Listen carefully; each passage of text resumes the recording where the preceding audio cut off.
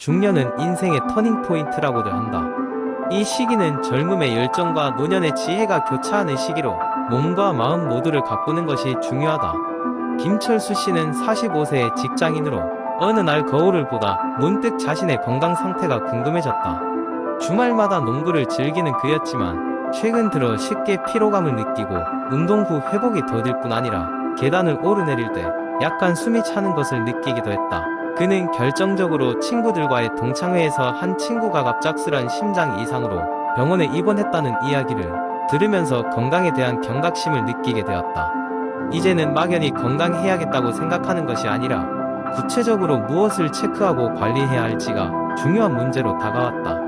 인터넷을 검색하다 그는 중년 건강관리 체크리스트라는 제목의 글을 보게 되었다. 체크리스트에는 여러가지 항목이 있었는데 혈압과 콜레스테롤, 혈당 수준 등 기초적인 건강 지표 측정부터 시작해서 암검진과 같은 필수 검사까지 다양한 내용이 포함되어 있었다. 김 씨는 처음엔 이 많은 것을 모두 체크해야 한다는 것에 귀찮고 막막한 기분이 들었지만 곰곰이 생각해보니 이제는 예방이 중요하다는 것을 깨달았다. 가장 먼저 해야 할 일은 정기 건강검진 예약이었다. 그러고는 혈압과 혈당을 체크하기 위해 근처 병원으로 갔다. 의사는 김 씨의 건강 상태를 전반적으로 검토하며 몇 가지 검사를 추천했다. 혈압은 다행히 정상 범위였으나 콜레스테롤 수치가 약간 높고 혈당도 주의가 필요하다고 했다. 의사는 생활 습관의 변화를 권장하며 건강한 식단과 규칙적인 운동을 강조했다. 김 씨는 또다시 운동이 중요하다는 것을 깨달았다. 사실 운동을 좋아했지만 바쁜 업무에 치여 주말에만 농구를 하는 것이 전부였던 것이다. 그는 매일 아침 30분씩 조깅을 하기 시작했다. 처음에는 힘들었지만 점점 몸이 가벼워지고 활력이 넘치는 것을 느꼈다. 또한 탄수화물과 가공식품을 적게 먹고 과일과 채소, 고단백 식품을 더 많이 섭취하며 식단을 개선했다. 이외에도 김 씨는 친구들과 함께 금연 모임에 가입하면서 경각심을 서로 고취하고 건강한 마음가짐을 유지하기 위해 명상을 시작했다. 스트레스는 건강의 최대 적이라는 것을 알게 되었기 때문에 그는 가끔씩 명상으로 마음을 비우고 자신의 내면을 들여다보는 시간을 가졌다. 이는 단순히 몸뿐만 아니라 마음의 건강에도 큰 도움이 되었다. 몇 달이 지나고 김 씨는 이전보다 체중도 줄었고 혈액 검사 결과도 큰 개선을 보였다. 더욱 건강해진 그는 이제 자신의 경험을 주변 사람들과 공유하며 그들도 건강 관리를 시작하도록 동기를 부여했다. 그는 중년 건강 관리가 단순한 개인의 문제가 아니라 가족과 공동체의 중요한 이슈임을 깨달았다. 이 이야기는 단순히 김 씨 개인의 건강 개선 이야기로 끝나지 않는다. 그는 자발적으로 회사에서 건강 캠페인을 제안해 직원들이 정기적으로 건강검진을 받도록 독려했다. 그로 인해 회사는 직원들의 건강이 개선되었고 전반적인 업무 효율성도 증가하였다.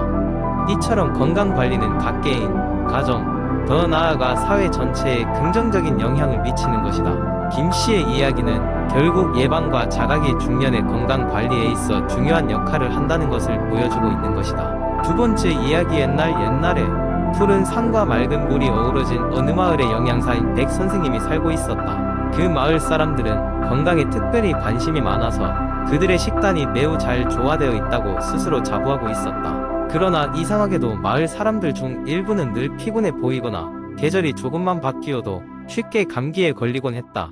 백 선생님은 이러한 사람들의 건강 문제를 해결하기 위해 큰 결심을 했다. 그가 생각하기에 문제의 근원은 마을 사람들의 식단에 중요한 무언가가 부족하다는 것이었다. 백 선생님은 마을 주민들과 함께 그들의 식단을 자세히 분석하기 시작했다. 그는 이 과정을 통해 많은 것을 알아냈는데 그것은 바로 비타민과 미네랄의 부족이었다.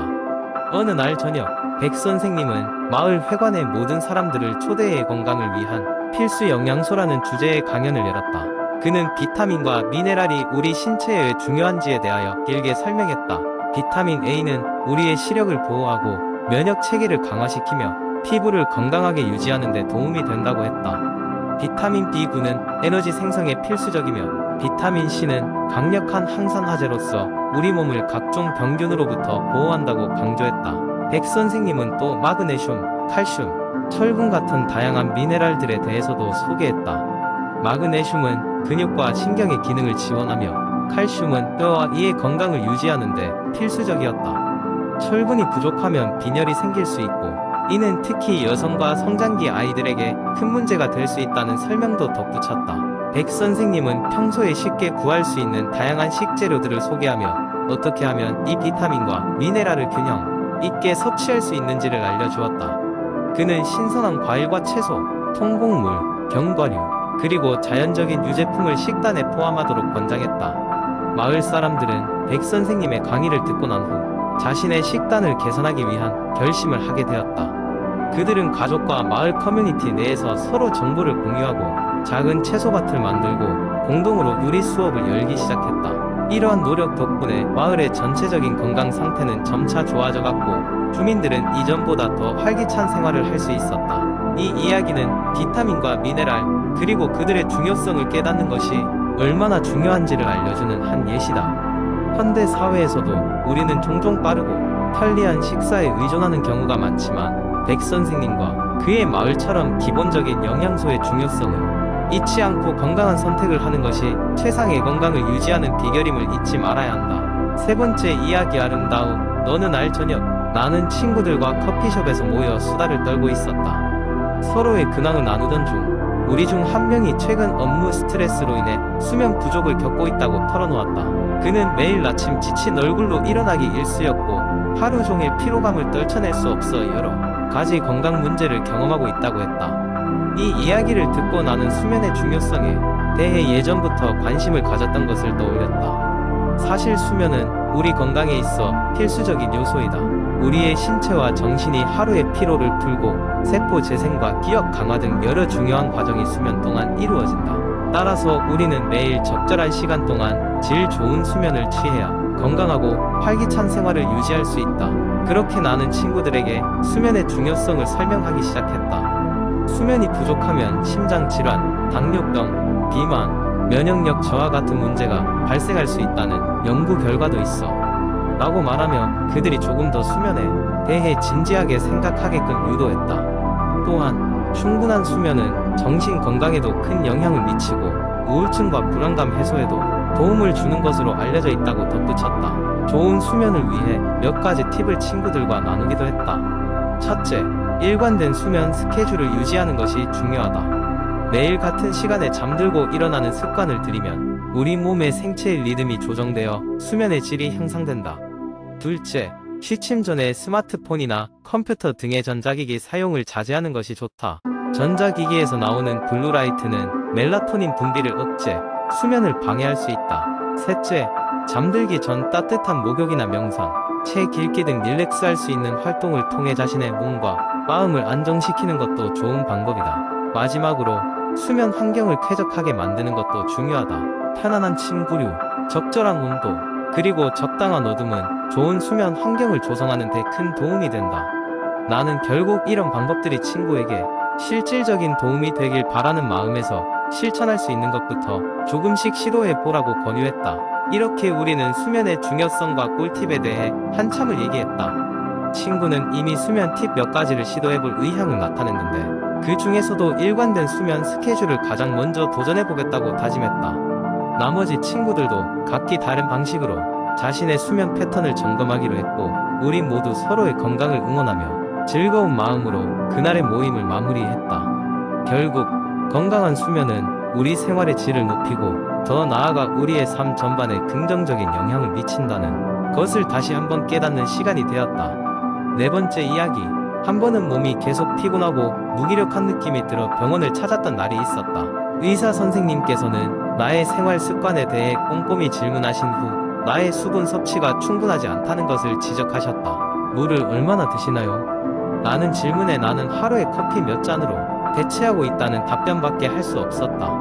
그러자 의사 선생님은 물이 우리 몸에 얼마나 중요한지 하나하나 이야기해 주셨다. 물은 우리 몸의 약 60%를 차지하며 신체의 거의 모든 필수적인 기능에 관여한다. 혈액을 통해 영양소와 산소를 나르는 것부터 시작해 체온 조절을 돕고 독소를 배출하며 관절을 보호하는 윤활유 역할을 한다고 말씀하셨다. 하루에 충분한 물을 섭취하지 않으면 이러한 기능들이 마비되기 시작하고 그로 인해 피로, 어지럼증, 집중력 저하 같은 증상이 나타날 수 있다고 했다. 또한 물은 체중 관리에도 도움이 된다.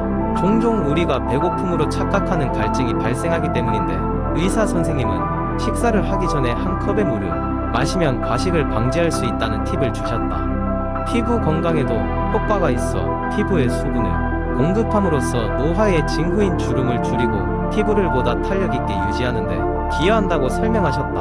놀라운 것은 물이 스트레스 완화에도 도움이 된다는 점이었다. 수분 부족은 코르티솔 수치를 증가시키기 때문에 충분한 수분을 유지하면 스트레스에 덜 영향을 받을 수 있다고 하셨다. 그래서 그날 이후로 나는 매일 1리터의 물을 목표로 마시기 시작했다. 처음에는 자꾸 화장실에 가야 하는 불편함 때문에 신경이 쓰였지만 이내 몸이 가벼워지고 집중력이 높아지는 것을 느낄 수 있었다. 이 경험을 통해 매일 충분한 양의 물을 마시는 것이 단순한 습관 이상의 건강을 지키는 최고의 방법 중 하나라는 깨달음을 얻게 되었다. 오늘도 컵에 물을 가득 채워놓고 업무를 시작하면에 몸을 위해 작은 투자를 하고 있다.